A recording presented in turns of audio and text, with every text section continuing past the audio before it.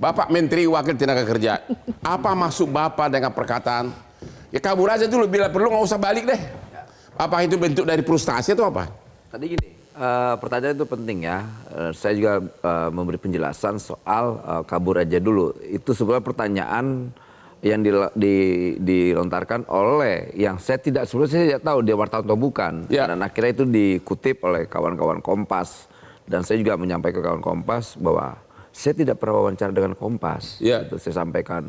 Kenapa itu jadi bahan kutipan? Biasanya kalau wartawan itu ketika ingin bertanya kan dia menggunakan identitas ya. Pak, saya wawancara dari Kompas atau dari apa gitu ya.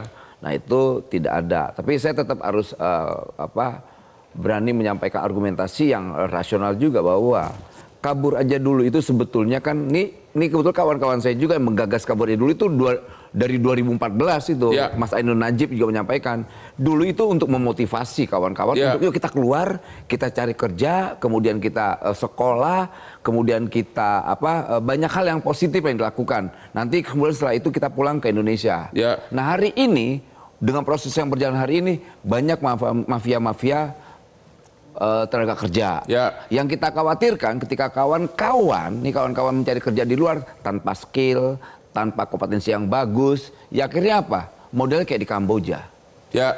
Jadi operator judi online, kemudian jadi scamming, belum lagi jadi bandar. Tapi yang ditanya orang, kalimat Bapak yang menyatakan bila perlu nggak usah kembali deh. Sana. Itu kan asal itu. Itu jangan konotasikan begitu, karena tidak ada tekstur tubuh. Ini masih saya masih punya videonya. Saya ada videonya lengkap sekali. Gitu. Dari dia bertanya sampai saya menjawabnya ada. Gitu. Ini ada dokumentasinya lewat visual bahkan. Jadi menurut saya tetap kita sebagai negara, ayo dong warga negaranya membangun narasi-narasi yang basisnya optimisme, bukan pesimis begini. Boleh tahu nggak berapa sekarang jumlah tenaga kerja yang menganggur? Menganggur itu 7,47 juta. Yang menganggur? Menganggur. Miskin ekstrim itu 24 juta. 24 juta apa? Miskin ekstrim. Oke, miskin ekstrim 24 juta. Nah, itu data. Gitu. Nah, pemerintah hari ini sedang mengupayakan bagaimana problem ketenaga kerjaan ini ditambah lagi ada ancaman-ancaman PHK. Kita membuat sebuah kajian-kajian, bahkan akan banyak yang akan kita lakukan terkait misalnya bagaimana mencari solusi mendapatkan resepan tenaga kerja. Kita kerjasama dengan kementerian lembaga yang lain. Kita cari rumus-rumusannya agar apa? Kita bisa menekan selain angka kemiskinan, angka pengangguran.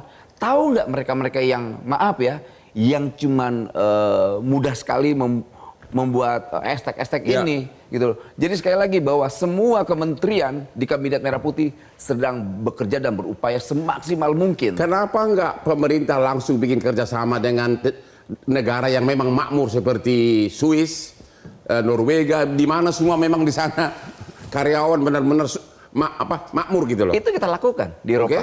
Di Eropa, Jepang, di Jepang ini menarik. Kebutuhan tenaga kerja itu tinggi sekali.